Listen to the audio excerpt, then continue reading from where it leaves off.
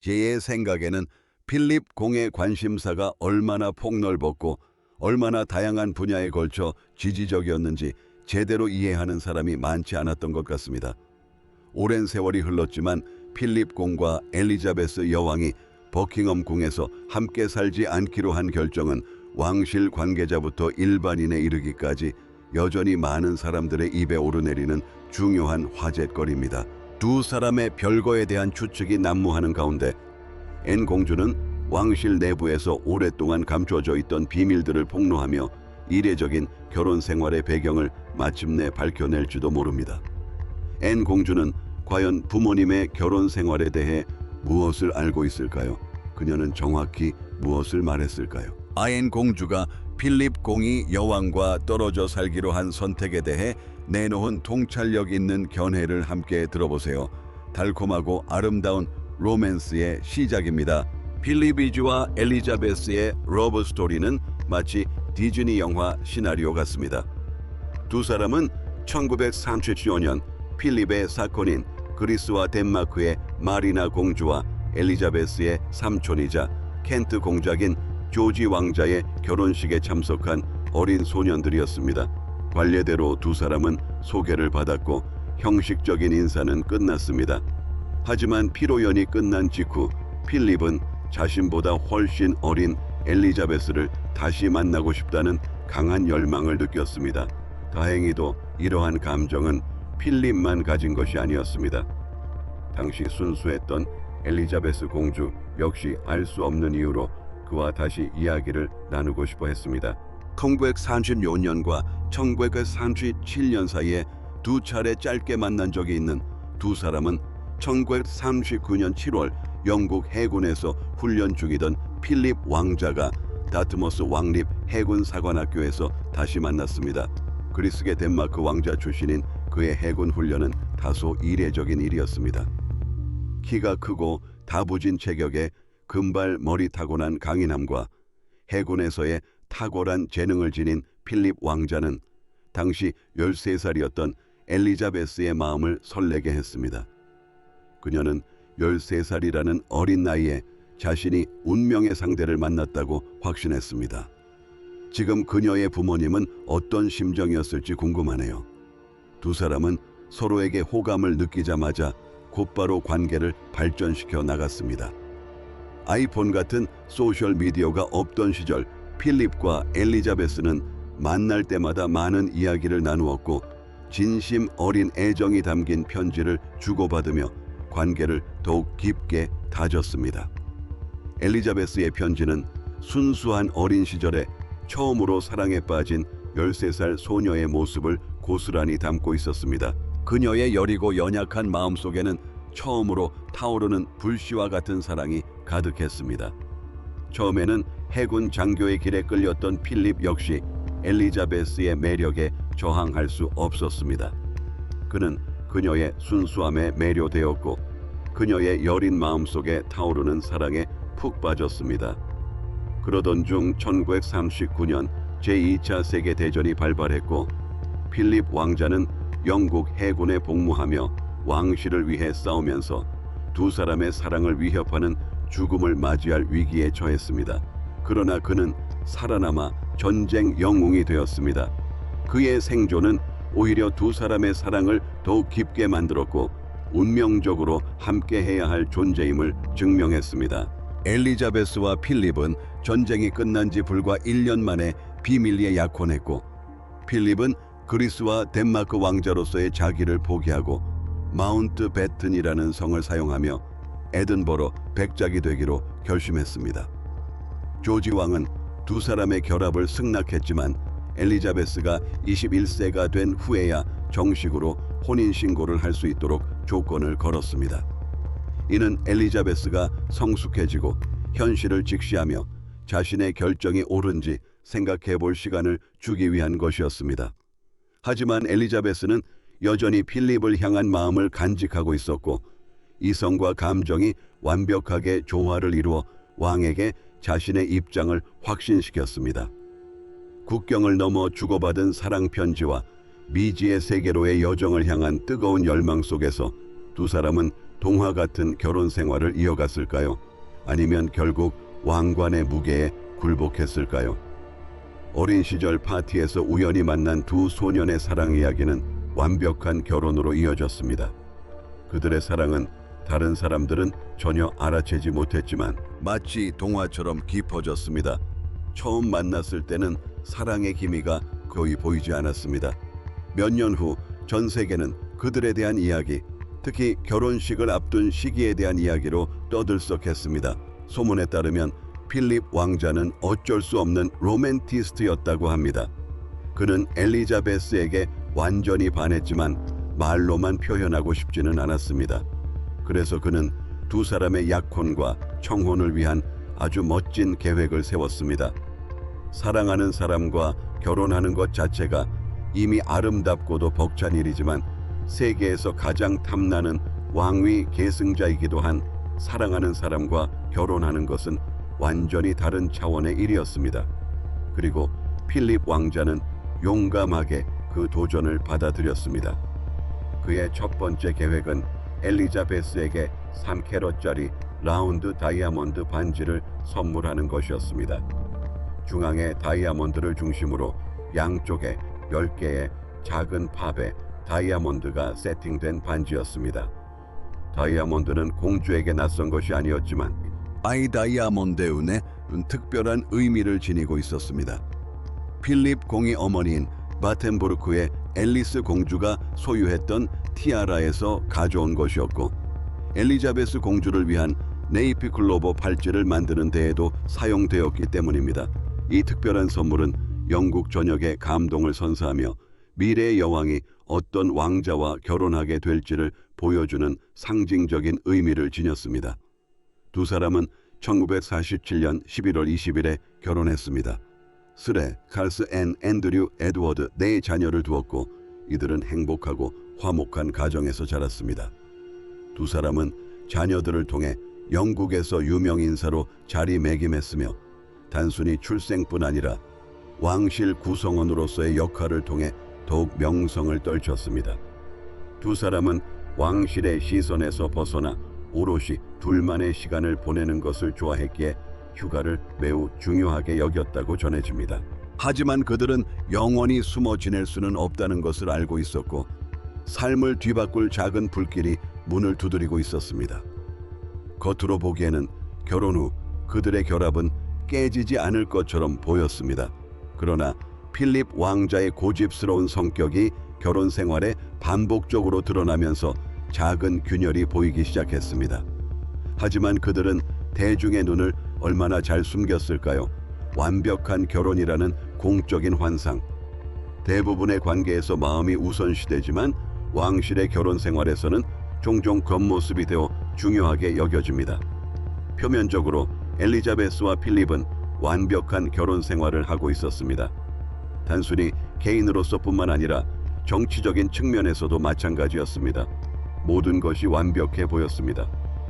전쟁 영웅이 그리스와 덴마크의 왕자로서의 시민권과 칭호를 포기하고 영국 왕위 계승 서열 1위인 엘리자베스와 결혼했습니다. 사랑이 승리한 것처럼 보였습니다. 적어도 대다수는 그렇게 믿었습니다. 왕실 공식 행사 참여, 초상화 촬영, 그리고 공식 석상에서의 모습은 영국과 전 세계에 서로에게 푹 빠진 두 연인의 완벽한 모습을 보여주었습니다. 그러한 생각에 일리가 있을 수도 있지만 왕실과 관련해서는 항상 겉모습에 신중해야 한다는 경고가 있어 왔습니다. 겉으로는 아름다운 햇살과 무지개처럼 보였을지 모르지만 필립 왕자의 정체성 혼란이 서서히 드러나기 시작했다고 클레런스 하우스에서 두 사람을 지켜본 왕실 관계자들은 전했습니다. 그들은 종종 따로 침실을 쓰고 궁궐 안에 개인 공간에 머물렀으며 집에 있을 때는 거의 대화를 나누지 않았다는 것입니다.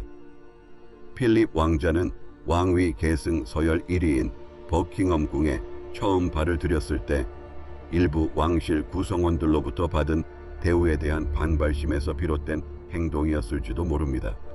물론 사랑과 강제적인 정치적 동맹 사이의 미묘한 경계는 그가 영국 왕실에서 신붓감을 찾기로 결정하면서 모호해졌고, 그 이유는 꽤 명확했습니다. 필립 왕자는 왕실의 일부 구성원들에게 쉽게 받아들여지지 않았습니다. 그는 왕자였지만 그의 누이들은 과거 나치와 연관된 독일인과 결혼했기 때문입니다. 비록 그가 영국 왕실 해군에서 복무하며 영국 왕실의 이익을 수호했지만 나치 독일과의 가문적 연관성은 그를 공격하는 구실이 되곤 했습니다.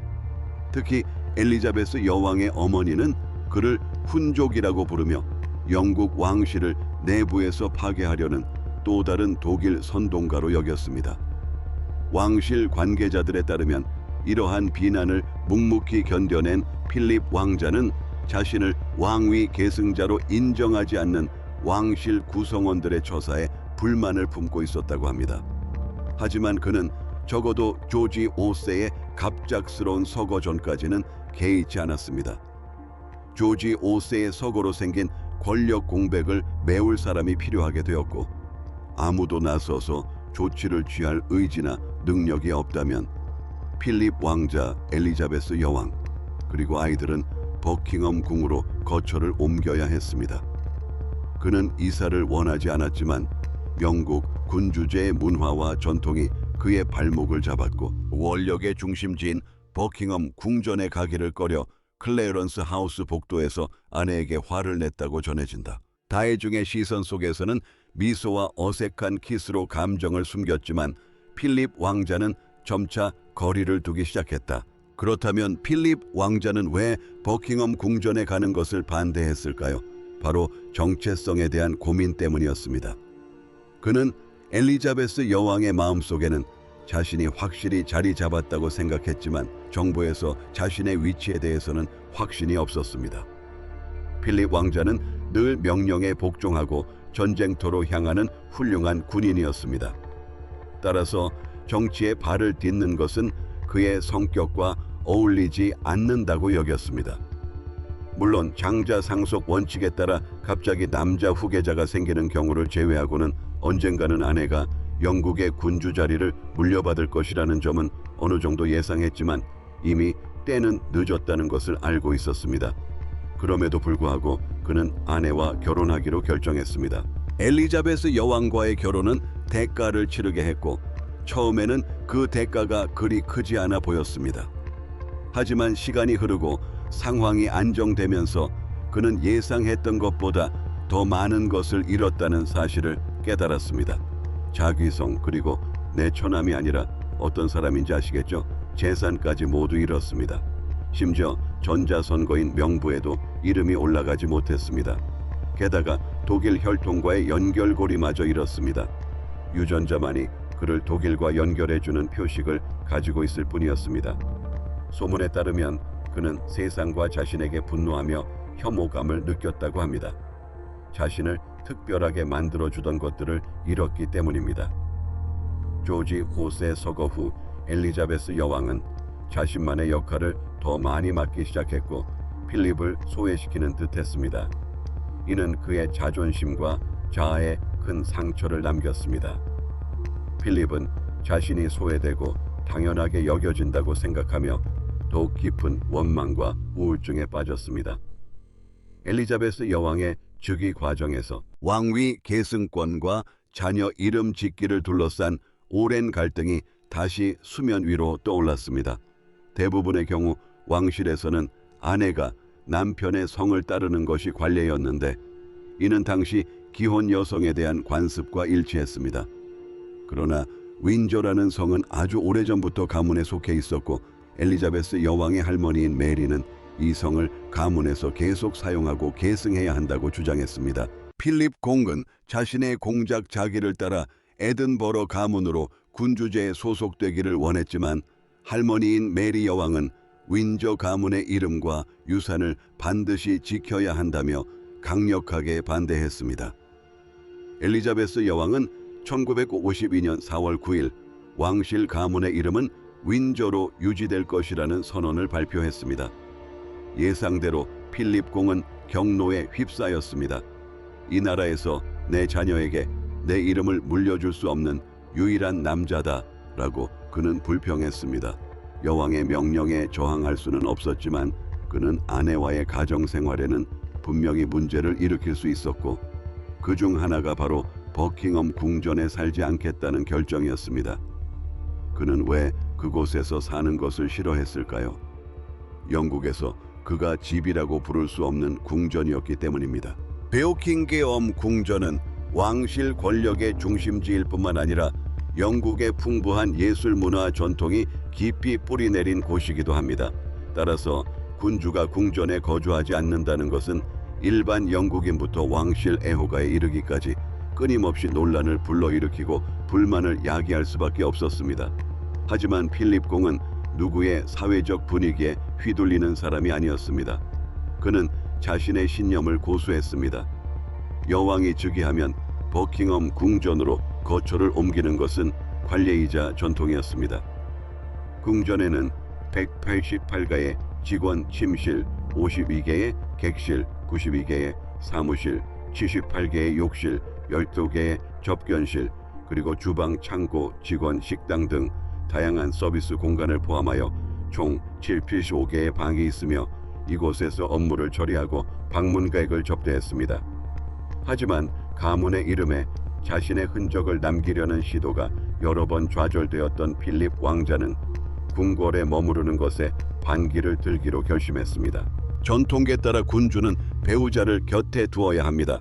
하지만 왕실 구성원들의 의도에 맞지 않을 때는 이러한 문화가 무시되는 경우가 종종 있습니다.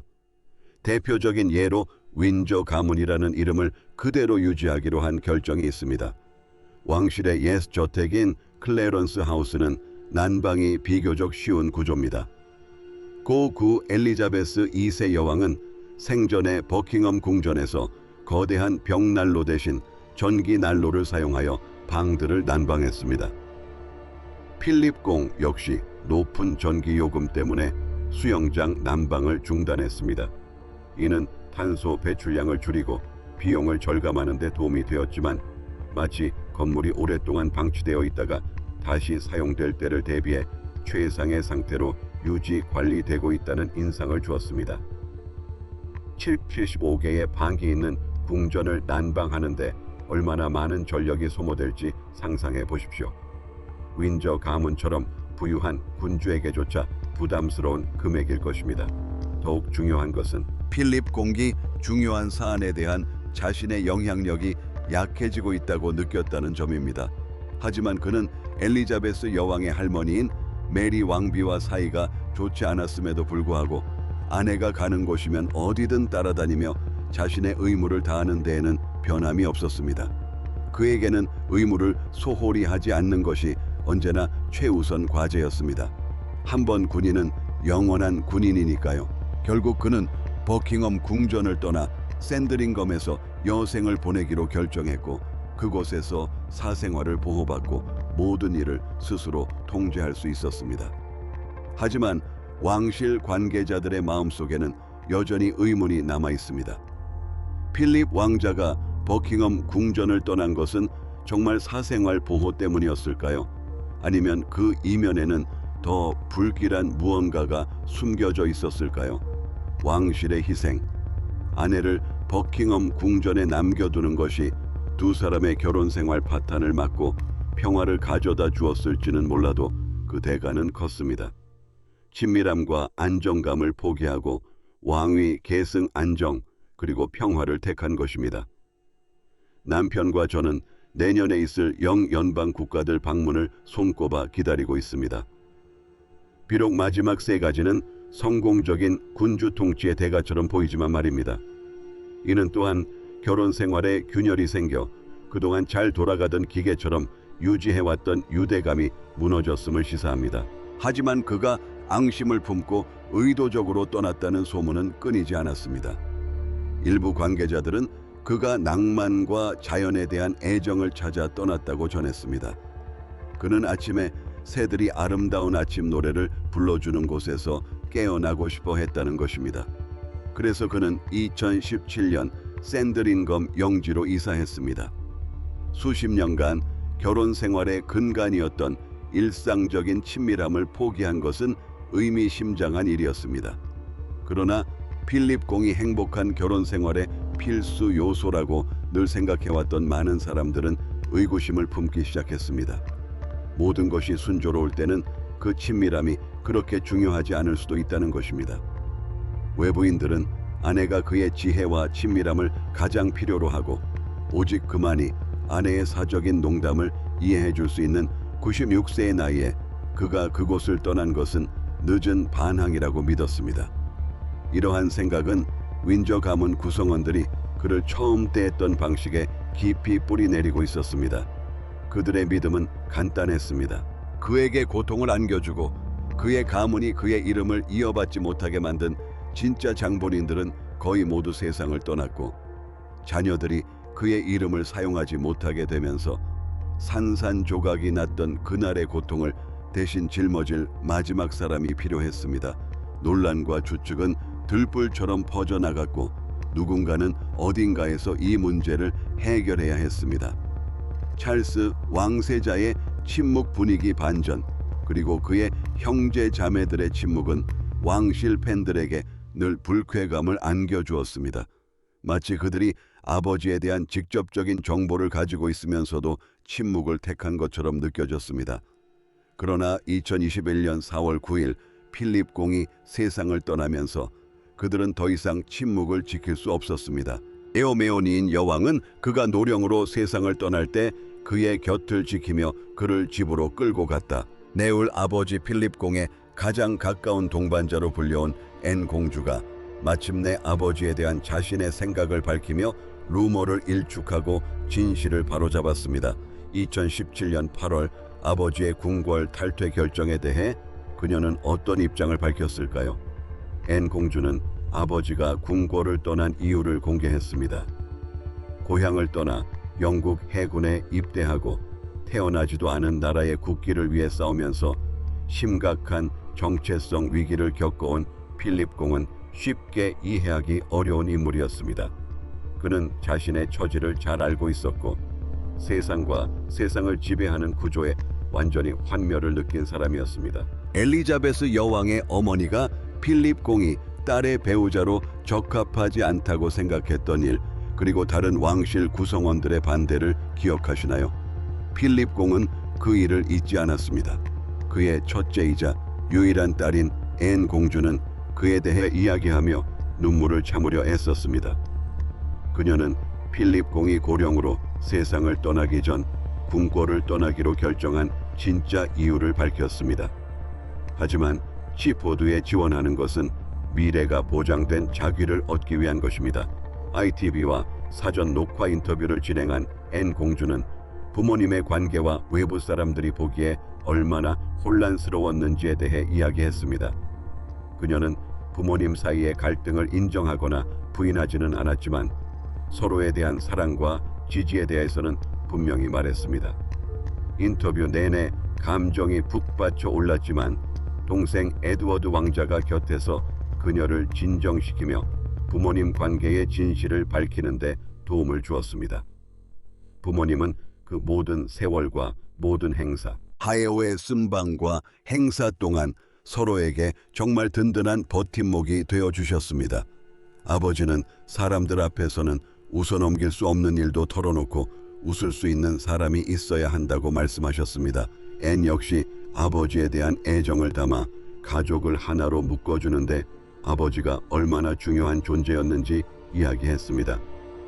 앤과 에드워드 모두 아버지에 대한 이야기를 나누었지만 한 가지 눈에 띄는 점이 있었습니다. 사이엔드링검에서 혼자 살기로 한 그의 결정, 베오킹기엄 궁전에 어머니를 남겨두고 떠난 그의 결정에 대해 이번에는 안타까워하는 앤 공주가 대답했습니다. 그녀는 이전에 아버지가 앙심을 품고 궁궐을 떠났다는 이야기를 들었기에 진실을 밝히기로 결심하고 인터뷰어에게 아버지가 나이가 들어 매일 수많은 사람들에게 악수하려는 사람들로부터 벗어나 감시받지 않고 농장을 거닐 수 있는 공간이 필요해서 떠났다고 분명히 말했습니다. 앤 공주와 아버지의 유대감은 그녀의 삶에서 중요한 부분을 차지해 왔으며 아버지 사후에도 자녀들과 아버지의 전통을 이어간 유일한 자녀입니다. 1963년 앤 공주는 영국 왕실 여성 최초로 베넨던 학교에 입학했습니다.